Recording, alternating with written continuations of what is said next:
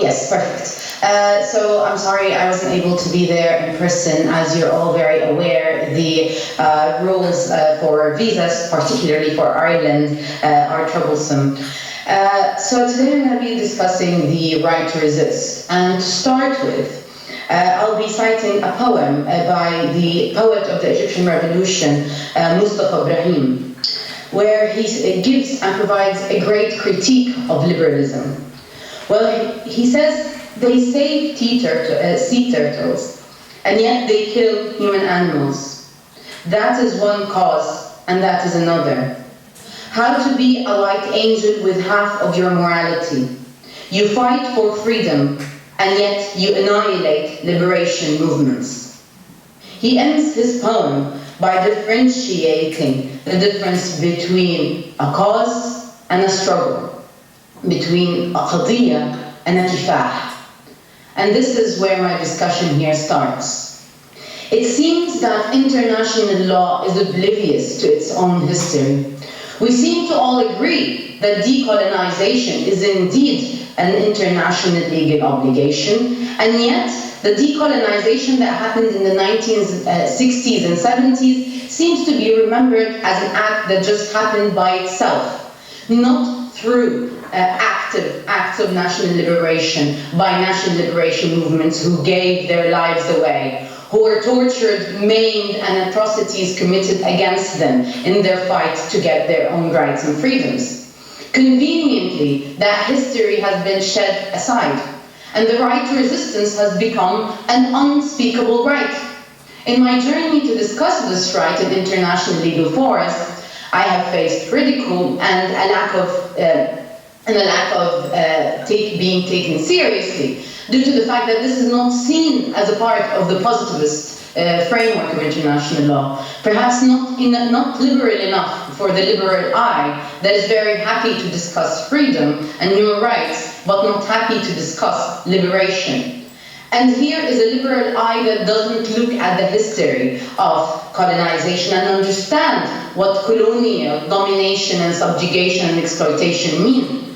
Of course, these are all bigger problems in the world that we live in. And perhaps I'll start also by referring to the question that was asked in the prior panel.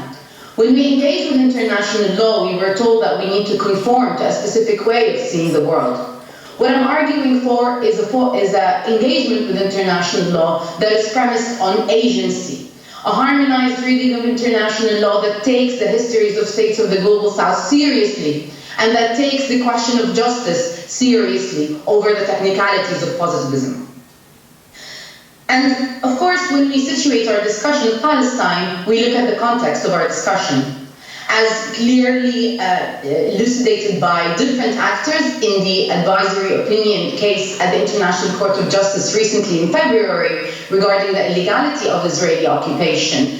Israel is currently committing violations of erga omnes obligations of international law, which include the violation, the use against prohibition against apartheid, aggression, the people's right of self-determination. All were used to provide a clear picture of the illegality of the occupation as a whole.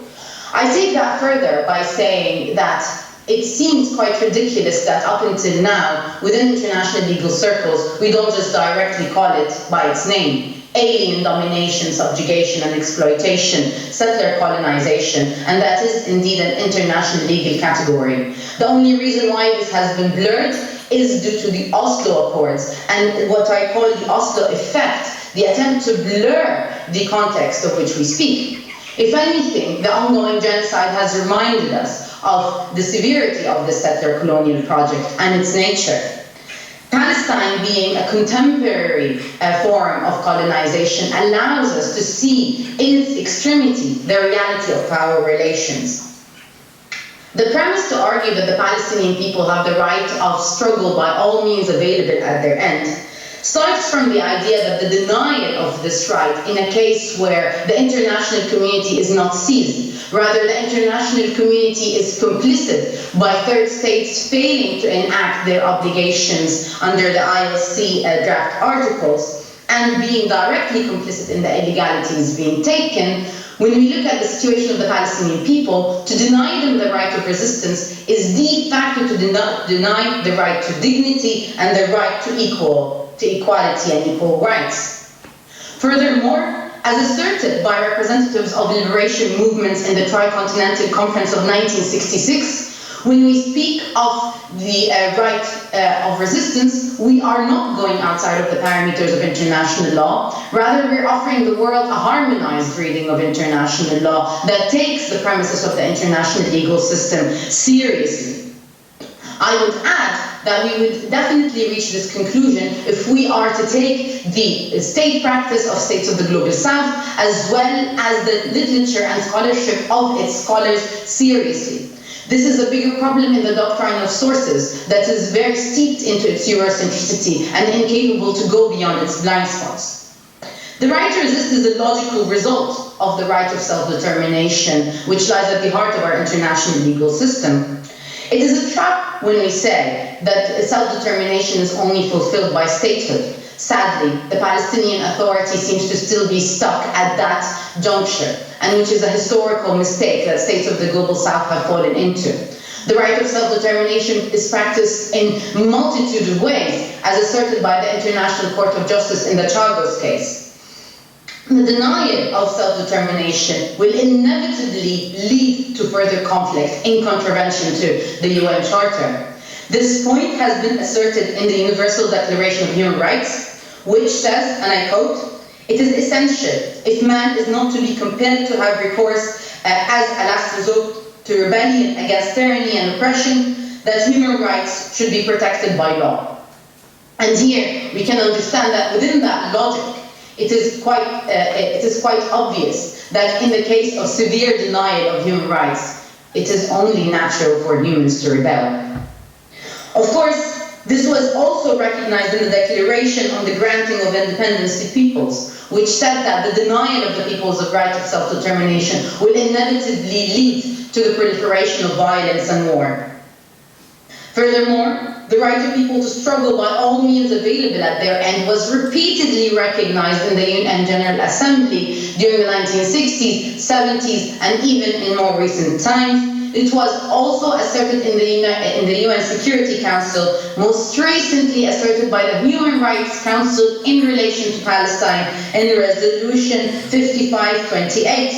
And here, and I quote from the preamble, "Reaffirming the legitimacy of the struggle of the peoples for independence, territorial integrity, national unity and liberation from colonial and foreign domination in accordance with international law." This resolution was passed April this year, ascertaining the premises of this right as a part of customary international law. Of course, in the Namibia case, in the separate opinion, Judge Amun built on this logic to assert the centrality of the right to resist as a form of also a collective self-defense. The UN Declaration on Friendly Relations, which has normative value according to the court in the Chagos case as well, noted that every state has the duty to refrain from any forcible action which deprives people of the right to self-determination in their actions against and resistance to such forcible actions in pursuit of their right of self-determination. Here, indirectly, the UN Declaration stipulates that the people have the right of resistance. George Abissad, the renowned scholar, took this forward in a series of lectures at the Hague Institute in the 1960s, noting and elaborating on how the prohibition of the use of force in Article 2 of the UN Charter does not apply to peoples, and does not apply to peoples in their legitimate right to struggle against oppression and alien domination and subjugation. His argument was taken forward, and thank you, in the hard-won Article 1 of the Additional Protocol to the Geneva Conventions, which recognizes national liberation. Furthermore, when we look at international humanitarian law, we'll find that the people under occupation have no duty of allegiance to the occupying power, and the occupying power has the duty not to prosecute the occupied people for their acts of resistance. The same right is found in the Apartheid Convention, where the prosecution of people for their acts of resistance is also illegitimate. We also have a state duty to recognize the legitimacy of people's right of resistance and to protect peoples in their legitimate resistance against alien domination and subjugation. And yet, all of this seems to be marginalized and not spoken of. All of this seems to be buried and diluted under the premises of the terrorism framework. The terrorism framework has indeterminate language that has been repeatedly used as an exceptional tool to facilitate some forms of violence against others. We must be reminded that in the Tricontinental Conference, the difference between the violence of imperialism and the violence of liberation was quite clear to the participants in the conference. Perhaps we need to be discussing this again. We need to be highlighting the different forms of violence and also the use of lawfare in order to delegitimize people's legitimate resistance.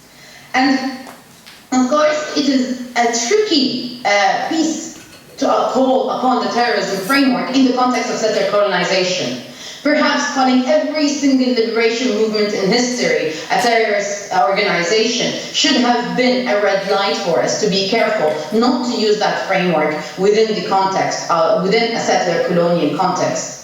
And yet what we found is a use of that framework in what can only be deemed atrocity propaganda to normalize an ongoing genocide and a very retaliatory comprehension of the doctrine of self-defense.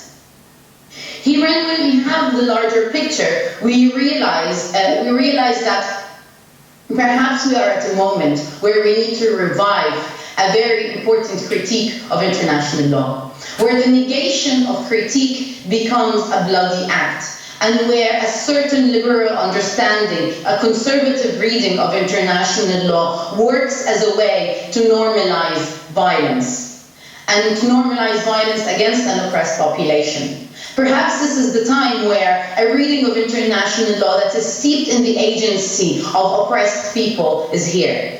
The case of Palestine is only, as I said, a case of the extremity that sheds light on pre-existing relationships of power. And within what we see,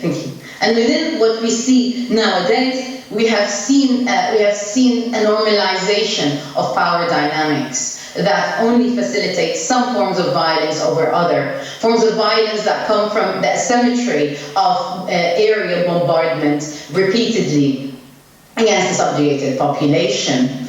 And perhaps it is wise to end on that note, where we have to take a look back at history and take the positions of states of the Global South, scholars of the Global South, seriously. A harmonized reading of international law that places the rights of the subjugated population at its core before the interests of economically advanced states. Thank you.